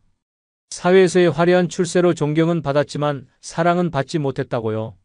노후의 돈에 얽매이기보다는 사랑을 받는 사람으로 기억되고 싶습니다. 이 시간을 통해 노후 설계에 대한 준비를 철저히 함으로써 아름다운 인생의 후반기를 누릴 수 있게 되기를 진심으로 희망합니다. 마지막으로 좋은 글 하나 소개해드리겠습니다. 이 글을 들으면서 여러분들이 살아온 인생을 한번 돌아보시길 바랍니다. 이제는 나 스스로를 사랑해야 합니다. 우리는 이 세상에 올 때 혼자였습니다. 갈 때도 동반자가 있을 리 없습니다. 사람으로 산다는 것은 필경 외로운 일일 겁니다. 고독을 즐기다가 새로운 인연을 만난 사람도 있고 오랜 동행의 종지부를 찍은 사람도 있습니다. 내 삶의 가치는 결코 타인에 의해, 타인이 만들어 놓은 상황에 의해 매겨지는 게 아닙니다. 내가 나를 어떻게 바라보느냐, 내가 내 삶을 어떻게 살아가느냐에 따라 달라질 겁니다. 우리는 다른 이들과 함께 있을 때 맡겨진 역할을 충실하게 연기합니다. 늘 정해진 각본대로 따라하는 훈련이 자신의 진정한 모습을 잃어버리게 만듭니다. 당연히 스스로를 솔직하게 대면하지 못하는 사람이 생기기도 하고 자기 자신을 평가하고 투자하는 데 철저히 인색했습니다. 혼자인 사람은 가장 자유로운 사람입니다. 그러나 사람들은 자신의 역할에 익숙해져 있는 터라 이런 자유를 마주하게 되면 오히려 충격에 빠집니다. 그래서 상당수의 사람들이 혼자라는 사실을 참을 수 없어 합니다. 혼자는 곧 외롭고 공허하다고 단정짓고 착각 속에 빠집니다. 하지만 사람은 모두 자신의 길을 당당히 걸어가야 합니다. 이제는 자식도 배우자도 일상의 삶에서 잠시 내려놓고 그들만큼이나 사랑했던 열정을 오랫동안 잊고 지냈던 나 자신을 위해 사용해보기로 하세요. 이제는 나 스스로를 사랑해야 합니다. 내가 나를 사랑해주지 않으면 누가 나를 나만큼 사랑해줄까요? 최근에 혼자만의 시간을 누려본 기억이 있으신가요? 혼자서 여행을 가본 적이 있으신가요? 스스로 고독한 여행자가 되어보세요. 한밤중 덜컹거리며 달리는 기차에 앉아 창밖으로 스쳐 지나가는 불빛을 바라보세요. 고독은 생각을 풍성하게 키우고 그 차원을 높여줍니다. 많은 생각이 부담스러우신가요? 생각이 많은 것은 좋은 일입니다. 그것을 조용히 음미할 때 우리의 영혼은 성장합니다. 열심히 가정을 지키면서 살아온 나 자신을 마음껏 칭찬하세요. 열심히 일하면서 지나온 내 삶을 한껏 사랑하세요. 정성껏 마음 주고 발걸음했던 내 이웃들을 진심으로 사랑하며 칭찬하세요. 이제 이만하면 쉴 자격 충분합니다. 더 이상 달려가지 못하더라도 달래고 추스를 시간을 주세요. 수고했습니다. 애썼습니다. 육신이 너덜너덜해질 만큼 약해진 나 자신에게 위로와 칭찬과 용기를 보내주세요. 욕심부리고 때를 쓰고 부족한 자신조차 따스하게 보듬으며 이해해주세요. 잠시 거울 앞에 서 보세요. 거울 속에 내 얼굴을 정면으로 쳐다보세요. 늙음을 느낀 언젠가부터 자세히 보기 싫어진 내 얼굴이지만 오늘은 거울 속 내 얼굴을 정면으로 뚫어져라 바라보세요. 10년 전, 20년 전, 30년 전 사진 속 내 얼굴을 생각하며 구석구석 찬찬히 현재의 내 모습을 바라보세요. 저렇게 늙어가는구나, 나는. 우울하고 안쓰러운 마음이 들 겁니다. 그 얼굴에는 굴곡의 세월과 기쁨, 서러움의 시간이 묻어 있고 사랑과 이별과 만남의 시간들이 묻어 있습니다. 내 얼굴이지만 수많은 세월 동안 진지한 대화 한 번 없이 남의 물건처럼 방치해둔 내 모습입니다. 언제 이렇게 수많은 주름살이 얼굴을 도배했을까요? 언제 이렇게 떨어진 꽃잎의 색깔처럼 피부는 갈색으로 침전되었을까요? 한때는 거울 속 저 얼굴에도 신혼의 싱그러움이 있었습니다. 아이들 초등학교 입학식 때 희망에 찬 젊은 부모의 기쁨이 있었을 겁니다. 경제적 궁핍함의 힘든 세월 속에서도 꿋꿋이 웃음을 잃지 않던 얼굴이었고 아이들의 교육 문제로 이리저리 고민하던 극성스러운 부모의 얼굴이었습니다. 갑자기 먼 길 떠나는 부모님과의 영원한 이별을 회한의 눈물로 보내드린 얼굴이었고 지금은 당시 부모님의 얼굴로 쓸쓸히 거울 속에 있습니다. 낯설게 변해버린 굳은 무표정의 얼굴에게 이제 진정으로 좋은 표정을 선물해주세요. 지난 세월 근심과 걱정 속에서 찌들어간 내 얼굴에게 앞으로는 웃음과 희망을 전해주고 더 이상 주름살은 남겨주지 않도록 노력하세요. 열심히 살아온 내 얼굴에게 그동안 너무 고마웠다고 말해주세요. 수십 년을 동고동락해준 내 얼굴에게, 지구상에 오직 하나뿐인 내 얼굴에게 남은 시간은 우리들만을 위해 바치겠노라고 약속하세요. 생각은 말이 되고 말은 행동이 되며 행동은 습관이 되고 습관은 삶의 변화를 줍니다. 어떤 생각을 하느냐에 따라 인생이 달라집니다. 내가 나를 사랑하지 않으면 남들 또한 나를 사랑해주지 않을 겁니다. 첫째, 내가 제일 좋아했던 취미 생활을 시작하세요. 둘째, 내가 진짜 가보고 싶은 여행지로 훌쩍 떠나세요. 셋째, 신발은 지금까지 신었던 가격보다 좀 비싼 걸로 투자하세요. 넷째, 마음을 터놓을 수 있는 친구에게 당장 전화해 보세요.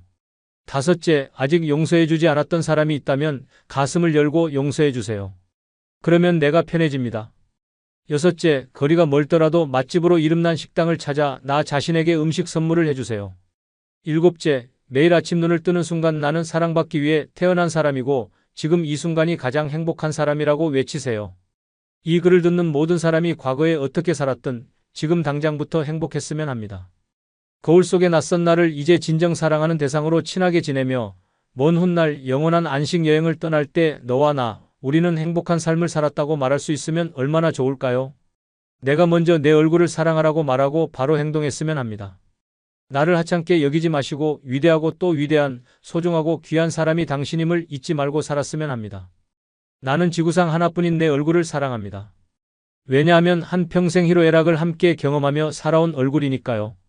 이제는 늦기 전에 인생을 즐기세요. 아주 오래 살 것처럼 행동하면 어리석습니다. 걷지도 못할 때까지 기다리다가 인생을 후회하지 마시고 몸이 허락하는 한가 보고 싶은 곳 여행하세요.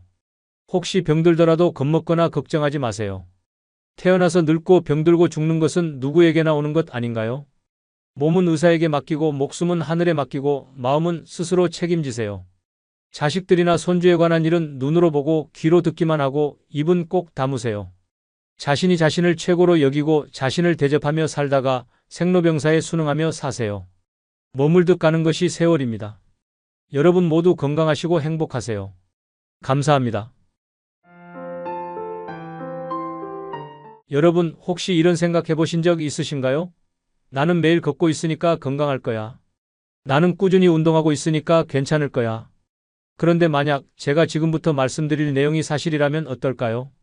70살이 넘어서 걷기만 계속한다면 오히려 몸이 더 빨리 늙을 수 있다는 사실 말입니다. 깜짝 놀라셨나요? 저도 처음 이 사실을 알았을 때 정말 충격을 받았습니다. 우리가 평생 믿어왔던 상식이 흔들리는 순간이었으니까요. 하지만 최근 의학계에서는 분명하게 말하고 있습니다. 70살 이후에는 걷기만으로는 충분하지 않다고요. 생각해보세요. 식물을 키울 때 물만 주면 될까요? 아니죠. 햇빛도 필요하고 좋은 흙도 필요하고 때로는 영양제도 필요합니다. 우리 몸도 마찬가지입니다. 걷기라는 물만 주고 있으면 언젠가는 시들고 말 거예요. 저는 내과 전문의 김준호입니다. 오늘 이 영상에서는 걷기 외에도 반드시 필요한 5가지 운동을 소개해 드리겠습니다. 이 방법들은 노화의 속도를 늦추고 통증을 줄이며 활기찬 움직임을 유지하는 데 도움을 줄 수 있습니다. 특히 마지막 5번째는 여러분의 생각을 완전히 바꿔놓을지도 모릅니다. 그런데 본격적으로 시작하기 전에 여러분에 대해 조금 더 알고 싶습니다. 지금 이 영상을 보고 계신 당신은 몇 살이신가요? 그리고 어느 지역에서 시청 중이신가요? 댓글로 남겨주세요. 당신의 이야기를 읽는 것은 저에게 큰 기쁨이 될 것입니다. 당신이 나누어 주시는 삶의 경험 하나하나가 우리의 이 공간을 더욱 따뜻하고 가까운 곳으로 만들어줄 거라고 믿습니다. 그럼 이제 함께 시작해 볼까요? 많은 분들이 매일 걷는 것만으로도 건강을 유지할 수 있다고 믿습니다. 하지만 걷기는 몸을 움직이게 할 뿐 몸을 만들어주지는 않습니다. 70을 넘긴 이후부터 우리 몸을 조용히 위협하는 가장 큰 적은 병이 아니라 바로 근육이 사라지는 현상, 즉 근감소증입니다. 이 변화는 40살부터 이미 시작되고 70이 되면 그 속도는 가파르게 증가합니다. 그냥 가만히 놔두면 어느 날 갑자기 일어설 힘조차 잃어버릴 수 있습니다. 서울 마포구에 사는 73살 김순애 어르신은 매일 아침 공원을 걸었습니다. 하루도 빠짐없이 5,000보 이상 늘 부지런히 움직이며 자신은 건강을 잘 지키고 있다고 믿었습니다. 그런데 어느 날 시장에서 장을 보고 집으로 돌아와 계단 2칸을 올라서려는 순간 무릎이 휘청이며 그대로 넘어진 것입니다. 다행히 뼈에는 금이 가지 않았지만 그 순간 김 어르신은 처음으로 스스로에게 질문을 던졌습니다. 왜 나는 쓰러졌을까? 진료실에서 의사는 조심스레 말했습니다. 걷기만 해서는 엉덩이, 허벅지, 뒤쪽 팔, 복부 같은 중요한 근육들이 제대로 자극되지 않습니다.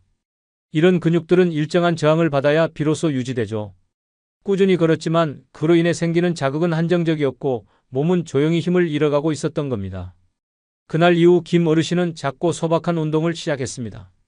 벽에 손을 대고 팔굽혀펴기를 하고 물병을 아령처럼 들며 팔을 들어 올렸고 양치질을 하면서는 의자에서 일어섰다 앉기를 반복했습니다. 6주가 지나자 눈에 띄게 변한 것은 거울 속 몸이 아니라 삶을 대하는 태도였습니다. 균형감이 살아나면서 작은 돌부리에 발이 걸릴까 두렵던 감정도 사라졌고 무엇보다 몇 년간 혼자 열 수 없던 꽉 닫힌 병뚜껑조차 다시 열 수 있게 된 것입니다. 근력 운동은 절대 근육을 키우는 것이 목적이 아닙니다. 스스로의 몸을 스스로 움직일 수 있는 자유를 지키기 위한 필수 조건입니다. 지금 당장 간단한 자가 테스트를 해보세요. 단단한 의자에 앉은 채 손을 쓰지 않고 일어나 보는 겁니다. 힘들게 일어선다면 그건 몸이 보내는 작고 중요한 신호입니다. 이제는 근육을 다시 깨워야 할 때라는 말이죠. 지금 시작해도 절대 늦지 않습니다. 근육은 나이에 상관없이 자극에 반응합니다. 단 10분, 일주일에 3번. 꾸준한 근력 운동만으로도 노화로 인한 신체 저하를 눈에 띄게 되돌릴 수 있습니다. 헬스장이나 기구가 필요하지도 않습니다. 내 몸 자체, 고무밴드 하나, 혹은 부엌에 있는 국물 통조림만으로도 충분합니다. 많은 어르신들이 나는 평생 걸어왔는데 균형에는 문제가 없을 거야 라고 생각하십니다. 하지만 진실은 다릅니다. 균형 감각은 타고나는 것이 아니라 익혀야 하는 기술입니다. 그리고 기술은 연습하지 않으면 사라집니다. 70살 이후 노인 사망 원인 1위가 무엇인지 아십니까? 감기나 당뇨가 아닙니다. 바로 낙상입니다. 눈에 띄지 않게 조금씩 무너지는 균형 감각이 어느 날 갑자기 넘어짐으로 이어지고 그 한 번의 사고가 회복 불가능한 후유증을 남기기도 합니다. 전북 전주시 덕진구에 사는 76살 박도식 어르신은 은퇴한 시내버스 운전기사였습니다. 은퇴 후에도 동네를 당당히 걷고 모퉁이를 돌 때마다 인사하며 활기차게 지냈습니다. 그런데 어느 날 오후 인도에서 보도블록을 내려오다 순간 발이 멈칫했고 몸이 앞으로 쏠리며 도로에 거의 넘어질 뻔했습니다. 다치지는 않았지만 그날 이후 박 어르신은 스스로에게 묻기 시작했습니다. 내가 왜 그랬지? 몸에 무슨 문제가 생긴 걸까? 병원에서는 더 많이 걸으라는 말 대신 의외의 조언을 받았습니다. 균형은 걸음이 아니라 훈련으로 유지됩니다. 의사는 박 어르신에게 단 3가지 동작을 알려주었습니다. 한 발 들고 서 있기, 뒤꿈치와 발끝을 나란히 두고 걷기, 그리고 눈을 감은 채 옆으로 천천히 움직이기. 3주가 지나자 놀라운 변화가 일어났습니다. 집안에서 의자나 벽을 더 이상 붙잡지 않고 걸을 수 있었고 발끝이 닿는 감각이 살아나면서 자신감도 함께 돌아왔습니다. 걷기만으로는 우리 몸의 전정기관, 발목의 안정근육, 몸의 위치를 인지하는 고유 수용 감각이 충분히 자극되지 않습니다. 지금 이 순간 자가 테스트를 해보실 수 있습니다. 주방 싱크대나 벽 근처에 서서 한 발을 들어 10초간 균형을 유지해보세요. 그리고 가능하시다면 눈을 감고 다시 시도해보세요. 중심이 흔들린다면 지금이 바로 시작할 때입니다. 균형 훈련은 장비가 필요하지 않습니다. 오직 당신의 의지만 있으면 됩니다. 이 작은 훈련이야말로 넘어짐을 예방하고 스스로의 삶을 끝까지 지켜내는 가장 강력한 무기입니다. 지금 이 영상을 계속 시청하고 계시고 저희가 나눈 이야기들이 정말 유익하다고 느껴지신다면 댓글에 숫자 3을 남겨주세요. 그 한 글자가 당신께서 여전히 저희와 함께하고 계시다는 따뜻한 신호가 되어 큰 힘이 됩니다. 아직 채널을 구독하지 않으셨다면 지금 구독 버튼을 누르시고 알림 설정도 함께 해주세요. 앞으로 올라올 소중한 영상들을 놓치지 않으실 수 있습니다. 당신의 응원은 저희에게 큰 힘이 됩니다. 당신 덕분에 저희는 정보를 전하고 마음을 나누며 조금이나마 희망의 빛을 전할 수 있는 영상을 계속 만들 수 있습니다. 앞으로도 저희와 함께 걸어가 주세요. 감사합니다. 삶은 결코 일직선으로만 흘러가지 않습니다. 그러나 우리는 너무 쉽게 걷고 있으니 괜찮겠지라고 생각하며 매일 같은 방향, 같은 동작만을 반복합니다. 걷기는 다리를 움직이게 해주지만 굳어가는 관절을 풀어주지는 않습니다. 굽어진 등을 펴주지도 않고 목을 돌려 뒷자리를 확인하게 해주지도 않죠. 70이 넘으면 많은 어르신들이 몸이 뻣뻣해진 건 나이 탓이지라고 말씀하십니다. 하지만 실제로는 단지 덜 써서 굳어진 거일 때가 많습니다. 경북 구미시에 사는 78살 윤정자 어르신도 그런 분 중 한 명이었습니다. 꽃을 무척 사랑하셨고 마당에서 직접 텃밭을 가꾸는 시간이 가장 행복하다고 하셨죠. 그러던 어느 날 차를 운전하던 중 사이드미러를 보려고 고개를 돌리려 했는데 움직임이 어색하고 답답했습니다. 통증은 없었지만 분명한 불편함이 있었습니다. 병이 아니라 움직임 자체가 줄어들고 관절이 굳어가고 있었던 겁니다. 물리치료사는 약을 권하지 않았습니다. 대신 아주 단순한 동작들을 매일 반복해보라고 조언했습니다. 목을 천천히 돌려보기, 팔을 부드럽게 앞으로 휘저어보기, 발끝을 손으로 터치해보기, 의자에 앉아 천천히 상체를 비틀어보기. 처음엔 작고 사소하게 느껴졌던 이 동작들이 30일이 지나자 윤 어르신의 몸을 완전히 바꿔놓았습니다. 움직임이 자연스러워졌고 다시 꽃을 들고 꽃밭 사이를 오가며 흙을 만질 수 있었습니다. 그제야 깨달으셨죠?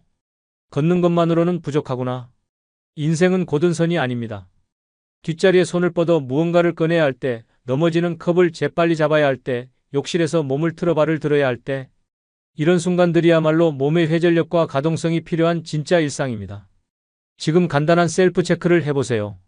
편하게 서서 고개를 왼쪽으로 천천히 돌린 후 오른쪽으로도 돌려보세요. 혹시 당기거나 뻣뻣한 느낌이 드시나요? 그렇다면 그건 몸이 보내는 신호입니다. 나는 더 다양한 움직임이 필요하다고요. 체조 선수처럼 유연할 필요는 없습니다. 하지만 적어도 일상 속에서 불편함 없이 품위 있게 움직일 수 있을 정도의 유연성은 반드시 지켜야 합니다. 그 유연성이 곧 삶의 여백을 만들어주고 자립의 시간을 더 오래 지켜주는 힘이 되어줍니다. 많은 분들이 걷기만 해도 등이 곧아지고 자세가 좋아질 거라 믿습니다. 하지만 현실은 조금 다릅니다. 걷기만으로는 우리 몸의 깊은 속근육, 즉 코어 근육이 거의 자극되지 않습니다. 70살을 넘기면 이 깊은 근육들이 서서히 약해지기 시작합니다. 마치 기초가 금이 간 집처럼 어느 순간부터 어깨가 앞으로 굽고 허리가 아프고 몸 전체가 앞으로 무너지듯 기울어집니다. 경기 안성시에 사는 76살 이영세 어르신은 젊었을 때부터 늘 꼿꼿하게 앉고 걷는 자세로 주변의 존경을 받았던 분입니다. 퇴직 후에도 자부심을 가지고 지냈지만 최근 들어 어깨가 안으로 말리고 짧은 산책 후에도 허리에 묵직한 통증이 따라왔습니다. 무엇보다도 자신도 모르게 몸이 앞으로 숙여진 채 걷고 있다는 사실을 가족의 말로 처음 알게 되었습니다. 딸의 권유로 방문한 자세 클리닉에서 진단은 명확했습니다. 자세 위축이었습니다. 오랜 세월 동안 코어 근육을 충분히 사용하지 않은 결과였습니다.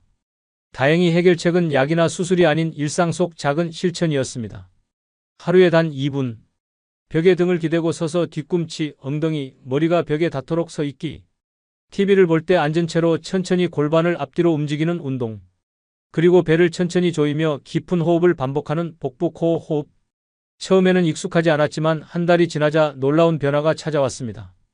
허리 통증이 절반 이상 줄었고 호흡이 훨씬 편안해졌으며 속쓰림까지 현저히 줄어든 것입니다. 왜일까요? 자세는 단지 외형의 문제가 아니라 우리 몸속 장기와 신경계까지 영향을 주기 때문입니다. 우리가 말하는 코어는 단지 배에 있는 복근만이 아닙니다. 몸속 깊은 안정근, 호흡을 돕는 횡격막, 골반과 척추를 감싸는 근육 전체가 포함된 개념입니다. 그런데 이 근육들은 걷기만으로는 거의 사용되지 않습니다. 지금 집에서 아주 간단한 테스트를 해보세요. 벽에 등을 대고 서서 머리, 어깨, 엉덩이, 그리고 꼬리뼈까지 동시에 벽에 닿게 해보는 겁니다. 혹시 한 군데라도 닿지 않거나 힘들게 느껴진다면 그건 몸이 보내는 조용한 신호입니다. 정렬이 흐트러지고 있다고 말이죠. 자세란 단지 곧게 보이기 위한 게 아닙니다. 오랫동안 아프지 않게 움직이고 숨을 편안히 쉬고 소화가 잘 되도록 하는 것, 즉 삶의 질을 근본적으로 지켜주는 기초입니다. 그리고 이 자세는 나이에 상관없이 연습을 통해 다시 훈련할 수 있습니다. 비싼 기구나 헬스장이 필요하지도 않습니다. 다만 조금의 시간과 꾸준함, 그리고 스스로에 대한 애정만 있으면 충분합니다. 걷기는 많은 분들이 부드럽고 관절에 좋은 운동이라고 믿는 대표적인 일상 습관입니다. 그러나 정말 항상 관절에 무리가 없을까요? 꼭 그렇지만은 않습니다. 특히 이른을 넘긴 후 단조롭고 반복적인 걷기는 오히려 관절을 지치게 만들고 장기적으로는 마모를 가속화시키는 요인이 될 수 있습니다. 대전 유성구에 사는 79살 조기현 어르신은 평생 등산을 즐긴 분입니다. 은퇴 후에도 하루 5km를 걸으며 건강을 유지해 왔지만 어느 날부터인가 무릎이 뻐근하고 발목에 시큰거림이 남기 시작했습니다. 처음엔 나이 들어서 그러겠지라고 생각했지만 정형외과 검진 결과는 예상보다 더 심각했습니다. 연골이 얇아지고 있다는 진단이었습니다. 의사는 말했습니다. 지지하는 근육 없이 걷는 건 바퀴가 틀어진 채로 자동차를 계속 몰고 다니는 것과 같습니다. 그 상태로 계속 걷는다면 마모는 훨씬 빨라집니다. 그 말을 들은 조 어르신은 과감히 일주일 중 이틀의 걷기를 수중 운동으로 바꾸고 일요일마다 실내 자전거를 천천히 타기 시작했습니다. 아침에는 TV를 틀어놓고 의자에 앉아 가볍게 요가 동작을 반복했습니다. 몇 주가 지나자 무릎 붓기가 확연히 줄었고 다시 산책에 나설 때 예전처럼 긴장하거나 두려움을 느끼지 않게 되었습니다. 변화는 작았지만 삶의 질은 분명히 달라졌습니다. 여기서 중요한 핵심이 있습니다. 걷기는 분명 건강한 습관입니다. 그러나 지지하는 근육 없이 같은 패턴으로만 반복될 경우 오히려 무릎, 엉덩이, 발목의 관절에 부담이 누적되고 그로 인해 퇴행성 변화가 빨라질 수 있습니다. 걷고 난 뒤 관절이 뻐근하거나 굳는 느낌이 드시나요? 단순한 노화가 아니라 몸이 보내는 변화를 요구하는 신호일 수 있습니다. 이럴 때 도움이 되는 운동들이 있습니다. 물속에서는 부력이 체중을 떠받쳐주기 때문에 관절 부담이 훨씬 줄어듭니다. 태극권처럼 흐르듯이 부드러운 동작을 반복하는 것도 효과적입니다. 의자에 앉아서 하는 저항밴드 운동, 실내 자전거나 가벼운 일리프티컬 운동도 관절을 보호하며 움직임을 유지하는 데 큰 도움이 됩니다. 지금 이 순간 아주 간단한 테스트를 해보세요. 의자에 앉았다가 팔을 쓰지 않고 그대로 일어나 보는 겁니다. 무릎이나 엉덩이에 찌릿한 통증이나 무거운 느낌이 있다면 이미 그 부위가 충격을 고스란히 흡수하고 있다는 신호입니다. 관절을 보호한다는 건 운동을 줄이는 것이 아닙니다. 더 현명하게, 더 다양하게 움직이는 것을 의미합니다. 내 몸을 아끼는 방식은 무조건 많이가 아니라 잘 움직이는 것에서 시작됩니다. 이제 오늘 나눈 이야기들을 한번 천천히 되짚어 볼 시간입니다. 우리 솔직해져 볼까요? 혹시 너무 오랫동안 걷기만이 건강을 지키는 유일한 해답이라고 믿어온 건 아닐까요? 물론 걷기는 좋습니다. 마음이 맑아지고 심장이 활기를 얻고 하루의 리듬을 만들어주는 소중한 습관입니다. 하지만 걷기 하나만으로는 충분하지 않습니다. 근육은 단련되지 않고 균형 감각은 도전받지 않으며 굳어진 관절은 풀어지지 않습니다. 특히 관절을 지탱해줄 근육 없이 계속 걷는다면 오히려 마모가 가속화될 수 있다는 사실을 이제는 받아들여야 합니다. 이른이 넘은 이후 우리 몸은 좀 더 섬세한 접근을 필요로 합니다.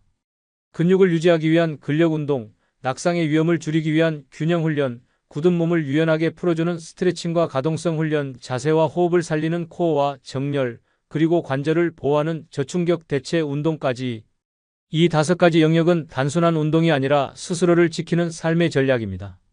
5가지 모두를 한꺼번에 바꿀 필요는 없습니다. 중요한 건 크게가 아니라 지속적으로입니다. 오늘 들으셨던 김순애 어르신, 박도식 어르신, 윤정자 어르신, 이영세 어르신, 그리고 조기현 어르신의 이야기처럼요. 이분들은 극적인 변화보다 아주 작은 시도에서 시작했습니다. 하루 10분, 일주일 3번. 그 작고 조용한 선택이 삶을 바꿔놓은 거죠. 자, 이제 당신의 차례입니다. 5가지 영역 중에서 오늘 가장 먼저 시작해보고 싶은 건 무엇인가요? 댓글에 한 줄 남겨주세요. 저는 오늘부터 코어와 자세 바로잡기를 실천해보려고 합니다. 당신의 이야기는 또 다른 누군가에게 용기가 될 수 있습니다. 지금 이 영상을 함께 보고 있을지도 모를 누군가에게요. 혹시 오늘 영상이 마음에 와닿았다면 좋아요 한번 눌러주시고 아직 구독하지 않으셨다면 구독 버튼도 꼭 눌러주세요. 그리고 이 내용이 필요할 것 같은 60세 이상의 가족이나 지인에게 이 영상을 꼭 전달해주세요. 우리는 혼자가 아닙니다. 함께 연결되고 함께 성장하는 시니어들의 공동체. 당신도 그 안에 소중한 한 사람입니다. 그럼 다음 영상에서 다시 만나요. 건강하게 호기심을 잃지 않고 꾸준히 움직이며 살아가세요. 우리가 걸어가는 이 길 아직 늦지 않았습니다.